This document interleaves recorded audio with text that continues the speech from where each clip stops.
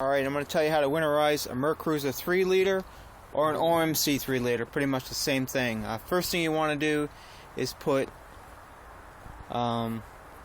stabilizer in the fuel tank.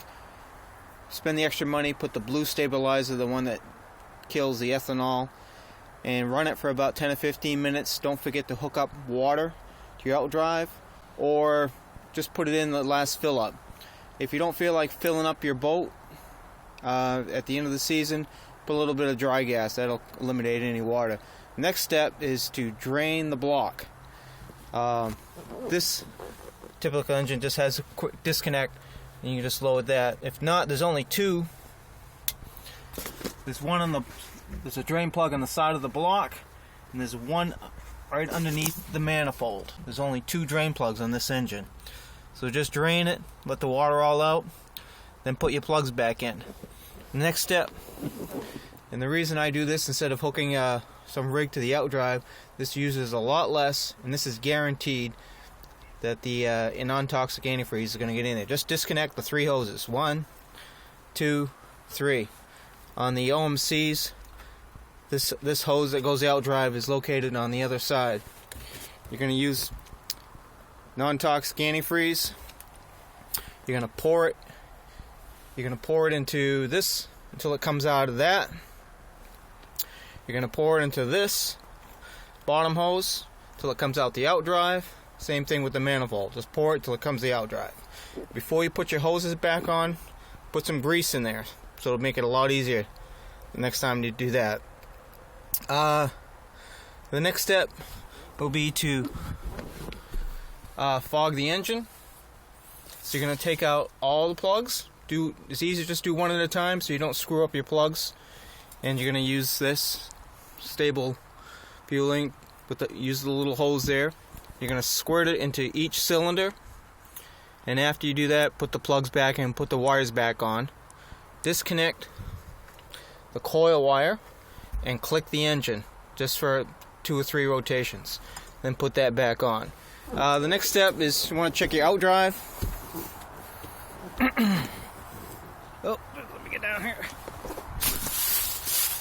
Alright, outdrive. You got this grease fitting right here. On the right side, that's your gimble bearing. You want to make sure you grease that with a grease gun. Every couple of years, you should take the outdrive off. You've got 2 bolts. Bolt here, bolt there. This pin should slide out. And then you have 6 nuts.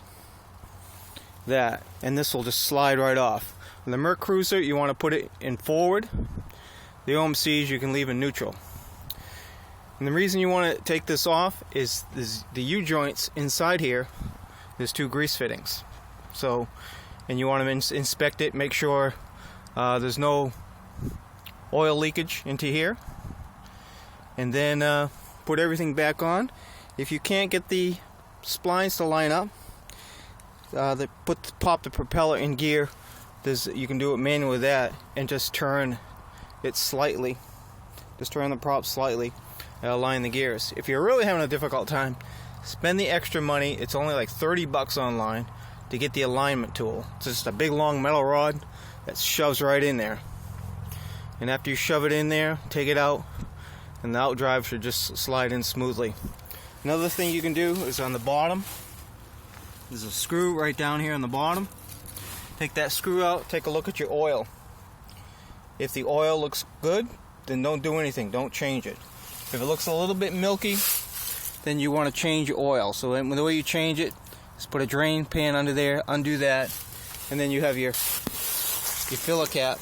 On the OMC, it's on the top, on here, and then on the Mercs, it's right there. Take that out, that'll help vent it. And then after you make sure it's all drained out, leave the side, both side things.